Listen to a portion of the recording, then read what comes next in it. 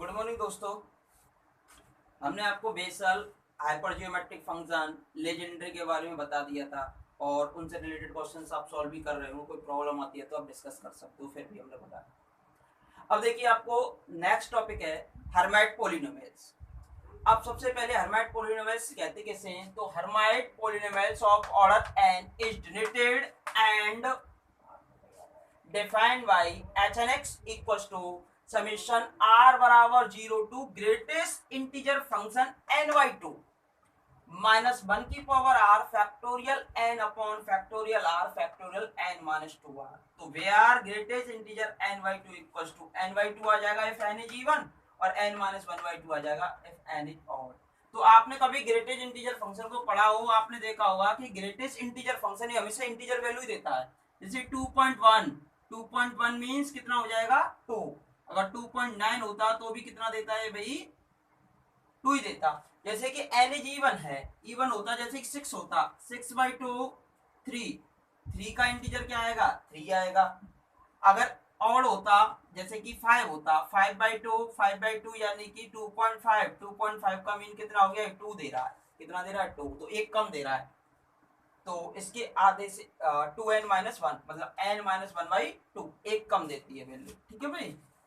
तो अब हम इसका जनरेटिंग फंक्शन पढ़ेंगे। जनरेटिंग फंक्शन के द्वारा ही हम रिकरेंस रिलेशंस प्रूव करेंगे इसके। ठीक है, देखिए जनरेटिंग फंक्शन क्या होता है। Generating function for Hermite polynomials, इसे रिप्रेजेंट करेंगे हम जनरेटिंग फंक्शन के थ्रू। प्रूव दैट e की power 2xt minus t square equals to summation n बराबर 0 to infinity tn upon factorial n hn(x)। तो कहने का मीन क्या हुआ कि इसका अगर हम एक्सपेंशन करें और इसमें tn अपॉन फैक्टोरियल n का जो कोएफिशिएंट आएगा वही हमारे पास क्या आता है, हर्माइट निकल के आता है, जिससे आप क्या कहते हो hn(x)। ठीक है, तो हमें ये बताना है कि इसका जब हम एक्सपेंशन करेंगे, इसका जो एक्सपेंशन है वो ये निकल के आता है। अगर मैं tn अपॉन फैक्टोरियल n का कोएफिशिएंट निकालूं तो कितना निकल के आता है hn(x)। तो हम आसानी से इसे प्रूफ कर पाएंगे। ठीक है, तो हम सबसे पहले e की power 2xt minus T square लेके चल रहे हैं। e की power 2xt minus T square equals to, दोनों को सेपरेट किया। फिर आपने पढ़ा होगा e की पावर x, e की पावर x कितना होता है समेशन r बराबर 0 टू इनफिनिटी x की power r upon factorial r। यही तो होता है समेशन फॉर्म में, क्योंकि आपने खोला होगा 1 plus x square plus dot dot dot. Summation form में से आप आसानी से रिप्रेजेंट कर सकते हो। देखिए यहाँ से इसको भी समेशन फॉर्म में लिख सकते हो। सपोज कीजिए एस समेशन साइमल यूज किया आपने, एस बराबर 0 टू इनफिनिटी। अब एक्स के स्थान पे कितना है 2xt की power S upon factorial S. अब सेकंड इसके लिए समेशन लग जाएगा r बराबर 0 to infinity minus T square की power r upon factorial r।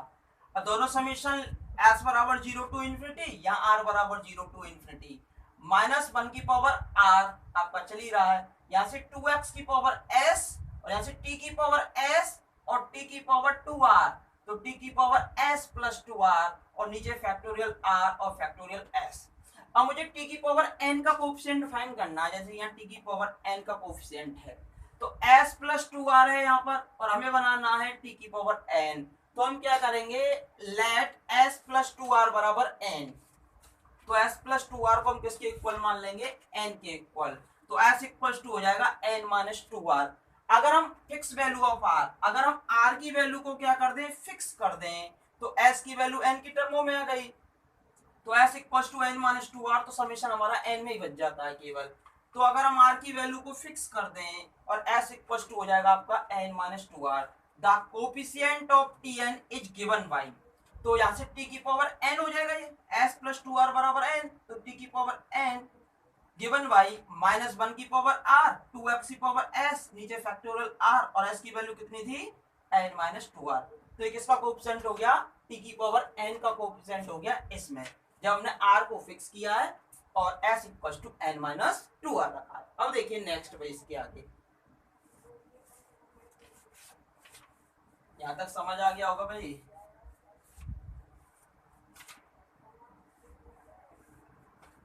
अब देखिए इसके आगे,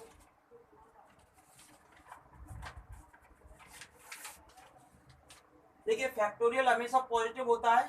now s is greater than equal 0। अब s की वैल्यू किसके इक्वल थी, this imply n minus 2r is greater than equal 0, n minus 2r is greater than equal 0, but r is fix, तो n की वैल्यू कितनी होगी, n is greater than equal to r, n is greater than equal to r, तो this implies r is less than equal n by 2, r is less than equal n by 2।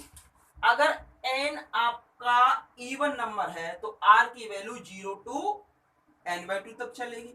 अगर r आपका n आपका odd number होता है जैसे 5, तो point में आती, तो ये r हमारा इंटीजर है तो r की वैल्यू n माइनस 1/2 तक चलती, यानी n/2 से लेस चलती, n/2 के इक्वल नहीं चलती।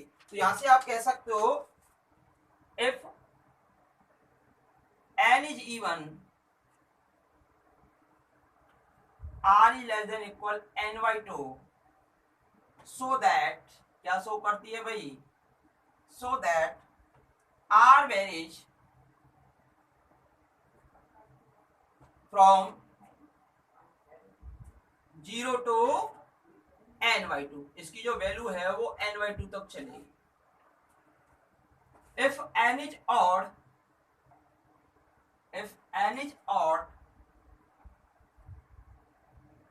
r is less than equal n/2, shows that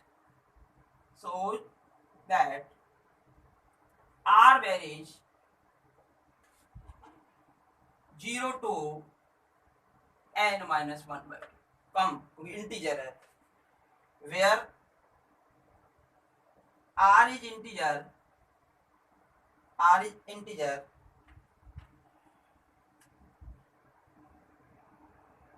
and r varies 0 to, अब कहाँ तक जा रही है भाई, ग्रेटेस्ट इंटीजर n/2 लिख सकते हो आप, क्योंकि इवन वाले केस में तो n/2 तक जा रही थी, ऑड वाले केस में n-1/2 तक जा रही थी।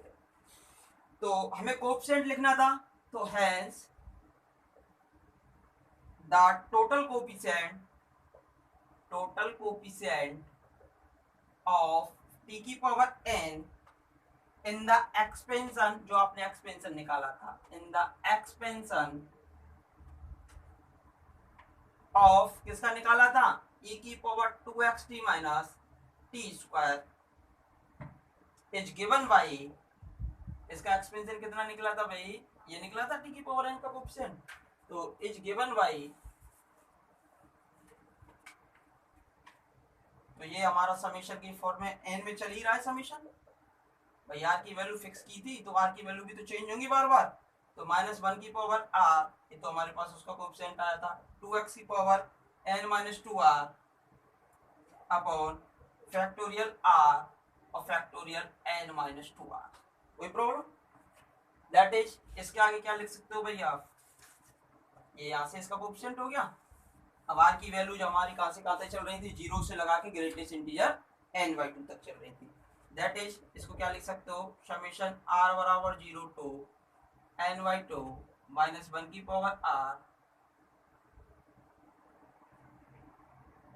Sorry that is, factorial n का डिवाइड कर दो और फैक्टोरियल n से मल्टीप्लाई कर दो भाई, इसका -1 की power r factorial n upon factorial r factorial n minus 2r और 2x की पावर n माइनस 2r।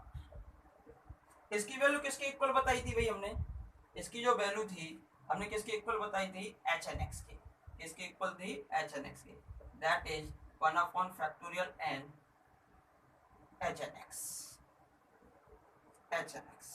तो किसका कोएफिशिएंट आया भाई, t की पावर n का कोएफिशिएंट है, ये जो कोएफिशिएंट है वो किसका कोएफिशिएंट है, t की पावर n का कोएफिशिएंट है, तो t की पावर n का मल्टीप्लाई कर देंगे इसमें और समेशन फॉर्म में अगर हम लिख दें तो किसका एक्सपेंशन हो जाएगा, e की power 2xt minus T square का, देयरफॉर e की power 2xt minus T square केवल n का कोएफिशिएंट है, केवल n का कोएफिशिएंट है इसका, जब एक्सपेंशन कर लो सीरीज है, t की पावर 1 का भी कोएफिशिएंट, t की पावर 2 का भी, t की पावर 3 का भी और t की पावर n का भी कोएफिशिएंट आएगा, तो इसे लिखोगे आप समेशन n बराबर 0 टू इन्फिनिटी, तो t की पावर n के कोएफिशिएंट ये चल ही रहे हैं और t की power n upon factorial n hn(x) ये आ जाता।